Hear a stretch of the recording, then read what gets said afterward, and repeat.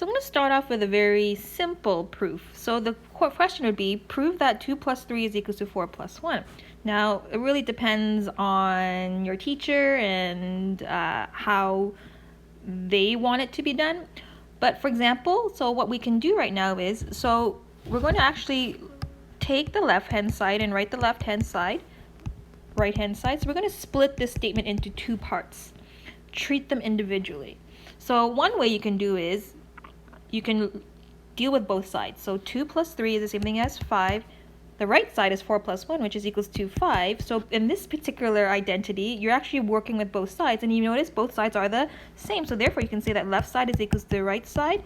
And therefore, 2 plus 3 is the same thing as 4 plus 1 because they end up with the same thing. However, there are some teachers that prefer that you work with one side, either the left side or the right side. So I'll just start off with the left side. So the left side is equals to 2 plus 3. And the point of this is I want the left hand side to look exactly the same thing as the right hand side without touching the right hand side. So this is where you need to think of, well, how do I change 2 plus 3 into 4 plus 1? So there's many ways to approach this. So I'm just going to show you one way. I'm going to take 2 and split it into, keep it as 2, not split. I'm going to take the 3 and split it into 2 plus 1 because 2 plus 1 is the same thing as 3. And if you notice here, I'm just going to sort of regroup them. Well, 2 plus 2 is the same thing as 4 plus 1. In other words, I actually did something to this statement, first statement, and made it to look like 4 plus 1. And because of that, I can say that the left side is equals to the right side, and therefore 2 plus 3 is the same thing as 4 plus 1. Now keep in mind this is just one method. There's many ways to manipulate numbers such that it can look like 4 plus 1. So when it comes to trig identities, instead of having 2 plus 3 is equal to 4 plus 1, you're going to have a bunch of trig ratios on both left hand side and right hand side, and the goal is to make one side look the same, but using sine, cos, tan, and all the reciprocals involved. So before we start actually proving trigonometric identities, we're going to have to go through some algebraic skills, adding, subtracting, multiplying, factoring. So in this case, we have expanding and simplifying. So if you notice here, I have a lot of C's and S because I'm going to think of C's as cosine or maybe cosecant, and S meaning secant or could be sine. So right now we're just dealing with variables, but keep in mind C stands for something. So when you want to simplify this, you're going to have to group like terms. I'm just showing the steps. I know some students can actually do this on the spot without actually showing steps. So these are S's. Then you subtract like terms. You have negative 2C plus, you got 1 plus 2C. That becomes 3S. Sorry, S. All right. In other words, what I'm trying to say is instead of C, I'm going to put cosine theta plus 2 sine theta plus 2 sine theta minus 3 cosine theta. Take the 2 away because I want to mimic exactly what this, but instead of using C and S, I'm going to use cos and sine. So this is the same idea. Instead of having a variable, we have a trig ratios. So when you want to collect like terms, you collect like trig ratios.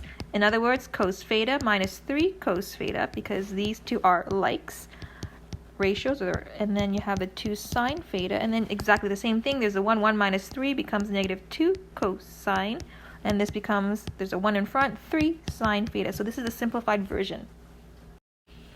When it comes to expanding and distributive property, like in this case, it is no different. So you want to expand the outer term inside the brackets, and also be aware of the sign. So C times S is SC plus 3C squared because there's two of them. Then we have minus S times S, which is S squared, minus, because a negative and a positive gives you SC. And then, yes, you're going to have to collect like terms, and there are like terms because CS and SC, they're like terms. So I'm just going to regroup them. So these two are not likes, but we know that CS is the same thing as CS. I want to put them in alphabetical order. In other words, plus 1 CS and minus 1 CS will give you 0. In other words, we have 3C squared minus S squared. So we're going to translate this into a actual trig ratio. So over here in the left, so cos theta times sine theta plus 3 cosine theta minus, I'm going to have to make room. So basically I'm writing down exactly the same thing but using trig ratios, and the steps don't change. You're going to have to distribute this. So you have cos times sine, which is just putting them together. Now we have cos times 3 cos, which is 3, and then you have cos square. So remember the square goes right after the cos before the theta. Or some students prefer this, put the square outside with the brackets, but I'm going to encourage you just to avoid the brackets. Just write it like this. Same thing for here. Sine times sine is sine square theta minus sine theta and cos theta. So it looks pretty much like this. And then yes, because these two are like terms, and you end up getting 3 cos square theta minus sine square cos theta, because there is only a 1 in front. They're exactly the same. They go away. It's a 0 at the end. So let's talk about simplifying fractions. So look at the left-hand side here. So we end up having cos cubed. That means there's 3 coses. We have a cos and a sine together. So if I were to simplify this, instead of using cos, I have cos 3 and cos and sine. We know that from previous grades or units, we can reduce this fraction. So in other words, we have a c on the top, on the bottom, and 3 c's on the top. So I'm going to divide everything by a single c. If I divide the top by a single c, I only have 2 on top. So in other words, I have c squared, 2 c's on top, and the s. So in other words, the same idea as here. So if I were to look at the coses, I have a cos on the top, cos on the bottom. And basically, I can take a cos away from the top, but I need to take away one from the top, bottom. And then I end up getting cos square x over sine x. So for the next one here, notice how you got 2 brackets on the top. So basically the top numerator is in factored form. The question right now is, what can you cancel out? Or what can you reduce? Let's not use the word cancel. And you notice here the bottom bracket is tan plus 3, and over the top here it's 3 plus tan. Now keep in mind, a plus b is the same thing as b plus a. So 2 plus 3 is the same thing as 3 plus 2. And therefore these 2 brackets are exactly the same, and we can actually divide both sides by that same bracket. We end up with cotan x plus cosecant x.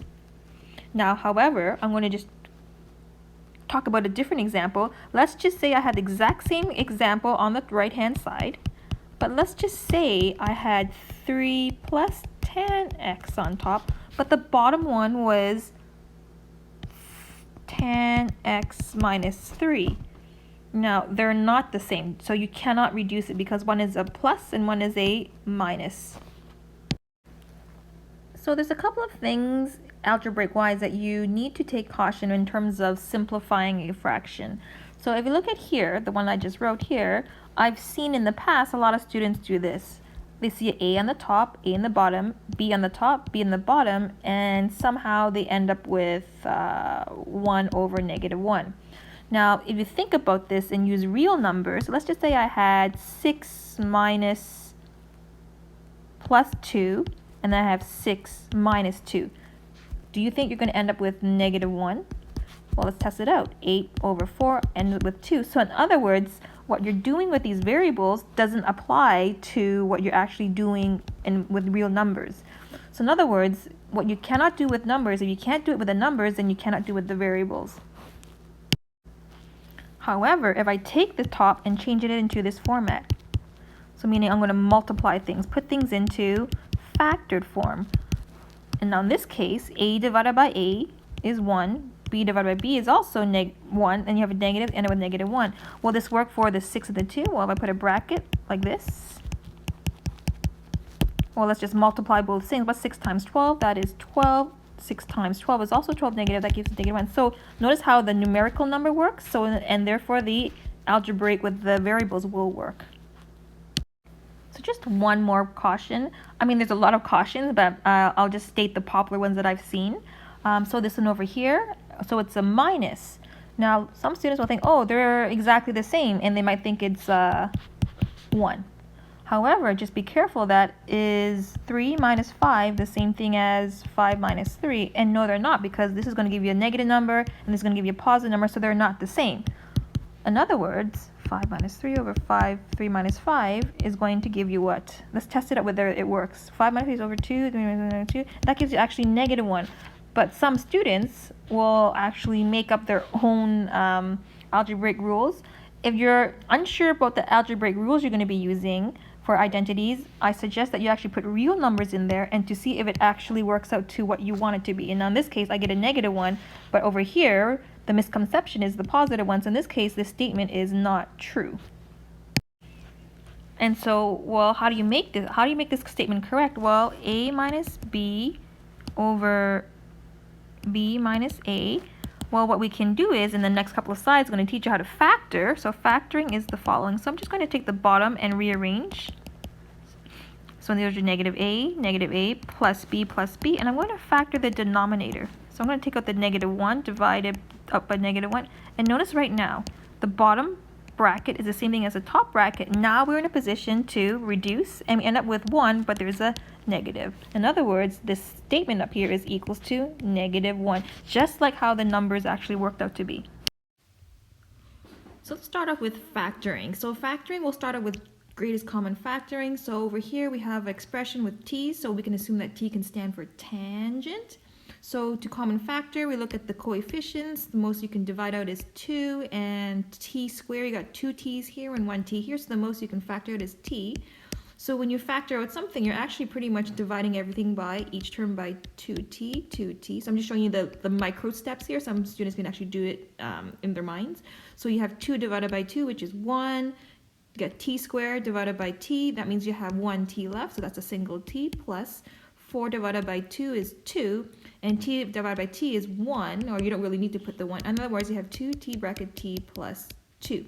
So if you were to translate it into trigonometry, so sometimes you might see tan squared plus 4 tan, and that's pretty much exactly the same way that you would factor out. Keep in mind tan little 2 means tan times tan. There's 2 of them. We can take tan theta out, and you end up with 2 tan theta plus 2.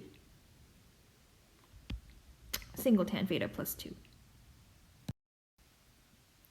So now let's address the next type of factoring, which is difference of squares. So difference of squares means that you have 2 terms where there is a subtraction sign, and the first and the last term are perfect squares. For example, x squared minus 4, x times x is a perfect square, and what times what is a 4, where those 2 numbers have to be the same? Well, 2 times 2. In other words, this is the same thing as x minus 2 and x plus 2. So the factors here are conjugate factors. What that means is the brackets are exactly the same, except for the signs in between are different. So these are considered conjugate pairs. We can change this into, for example, x squared minus y squared. So we know that this is a perfect square, x, and this is y times y, which is a perfect square. In other words, when you factor this, you end up getting x minus y and x plus y. We're going to translate into c squared minus s squared. The reason why I chose these squares is because in trig, you have a c and an s. So these are considered perfect squares, and we end up getting something like this. And then if I were to change this into the actual trig ratios, so notice how they're pretty much identical in terms of format. So when we factor this, we don't call it c minus s, we call it cos minus sine and cos plus sine theta. Sometimes you might see, for example, t squared minus 25. Well, t squared is a perfect square, and 25 is a perfect square because 5 times 5 is 25. So when we try to factor this, is t plus 5 and t minus 5. Or if we change this into a trig expression, it's the same thing as tan theta plus 5 and tan theta minus 5. So sometimes when you prove identities, which we'll talk about later on, you might be required to perform some of these factoring skills. So the next type of factoring is simple trinomial factoring. So I'm just going to talk about simple, and just as a review, we did talk about complex trinomial factoring, decomposition, but for this video I'm just going to focus on simple. So here we have a standard form quadratic, and recall that when you factor a simple trinomial, meaning the coefficient in front is 1, when you factor this, you end up with x and the x, but then you have to figure out these 2 numbers here. Well, these 2 numbers will come from 6 or -6, but they have to add up to +1. So in this case, I need 2 numbers that have to multiply to -6 but add up to +1. And these are the 2 numbers that will go over here. In other words, 3 times 2 is 6. but it has to be negative 6. So one of these gets to be a negative. In other words, I'm going to make the 2 the negative.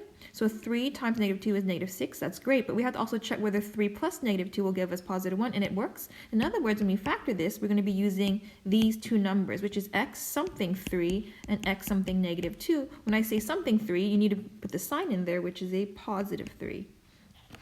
So when we actually bring this to a trig equation, or trig expression, let's just say I used t squared plus t minus 6. Or in other words, I can call it tan square theta plus tan theta minus 6. So this here is a trig equation, but notice here it looks very similar to a quadratic.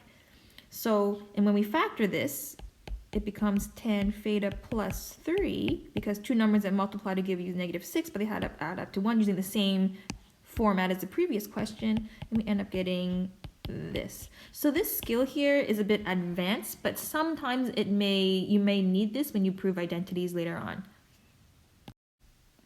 So now we're going to talk about rational expressions, which was the material from the previous unit that we did. So if I were to add a fraction or a rational expression, remember that when you add fraction or subtract, you're going to have to find a common denominator between 2 and 3, which in this case is 6. But once you change the fraction, you need to find an equivalent fraction. So 2 times what will give you 6? Well, you tripled it. So that means the numerator has to triple to a 3. Same thing for here. The 3 is doubled to a 6. So that means this one has to get doubled. And now you're in a position to add the numerator and leave the LCD on its own. Now over here, what we're going to do right now is let's just change this to 1 over s plus 1 over, let's just say s squared. So we're going to change it to a variable. So in this case, we'll put a 2 just to make it a bit more different.